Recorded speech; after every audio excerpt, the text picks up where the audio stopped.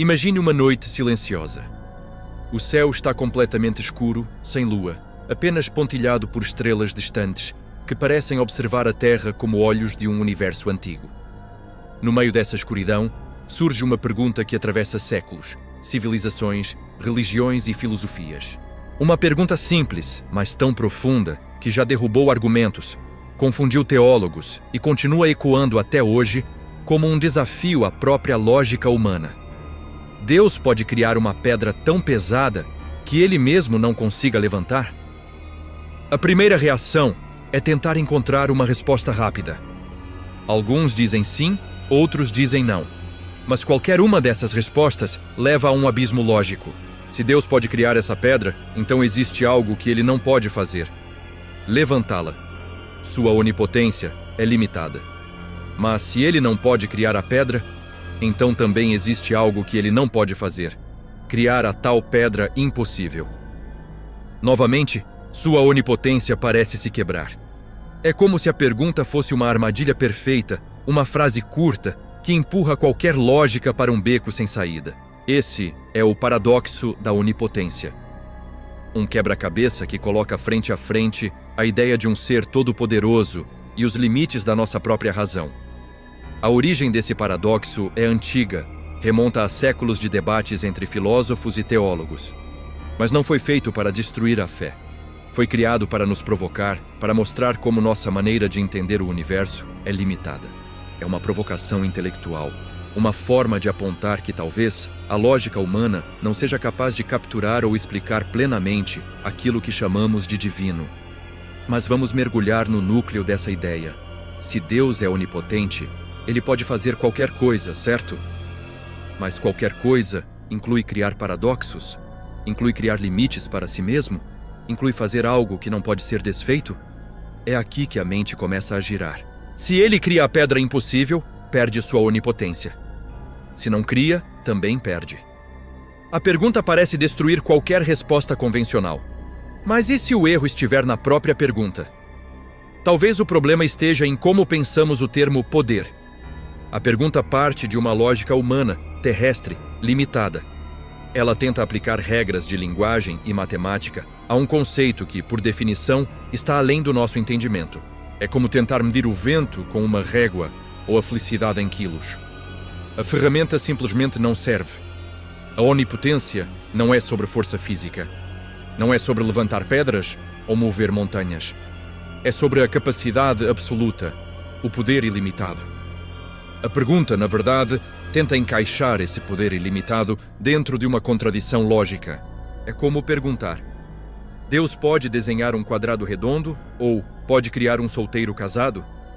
Essas frases não apontam falhas de poder, mas sim falhas de linguagem. São combinações de palavras que não descrevem nada que possa existir de verdade. Um quadrado redondo não é um desafio ao poder de Deus, é um amontoado de palavras sem sentido. A pedra que nem Deus pode levantar não é um objeto físico, é um conceito vazio. É uma contradição em forma de frase. Não significa nada no mundo real. É como tentar imaginar uma cor que não existe no espectro visível. A nossa mente pode até tentar, mas é só um truque lógico, uma falha criada pela própria estrutura da frase. E é aí que muitos filósofos afirmam: o paradoxo não desafia Deus. Ele desafia a nossa capacidade de formular perguntas coerentes. Ele não diz nada sobre a onipotência divina, mas expõe os limites da nossa linguagem e da nossa lógica. Mas o paradoxo não é apenas teológico. Ele toca em algo ainda mais profundo: a relação entre o infinito e a lógica. E quando tentamos usar a lógica humana para medir o infinito, a lógica quebra. Ela não foi feita para isso. É como tentar colocar o oceano inteiro dentro de um copo d'água. Não vai funcionar. Existem versões modernas desse paradoxo na matemática e na computação. Sistemas que tentam prever o próprio comportamento entram em loops impossíveis, muito parecidos com esse paradoxo. Máquinas que tentam analisar a si mesmas entram em contradições, porque a autorreferência sempre cria o risco de paradoxos. O paradoxo da onipotência é uma dessas autorreferências perigosas.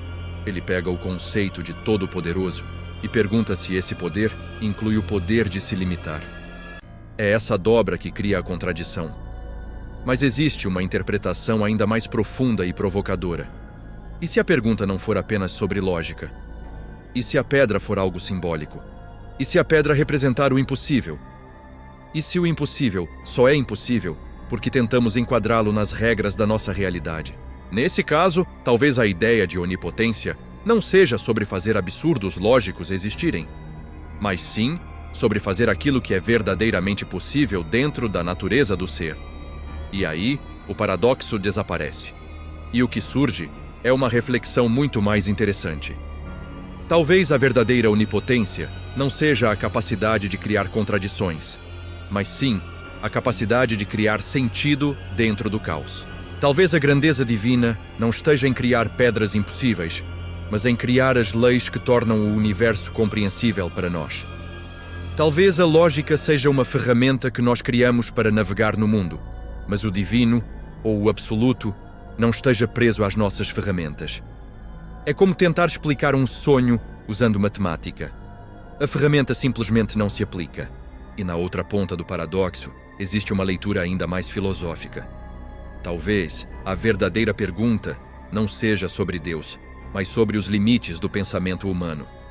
Talvez o paradoxo revele muito mais sobre nós do que sobre o divino.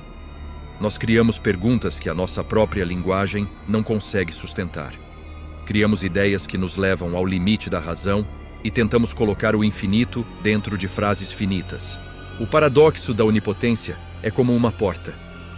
Uma porta que nos diz: nem tudo pode ser perguntado da forma que você imagina.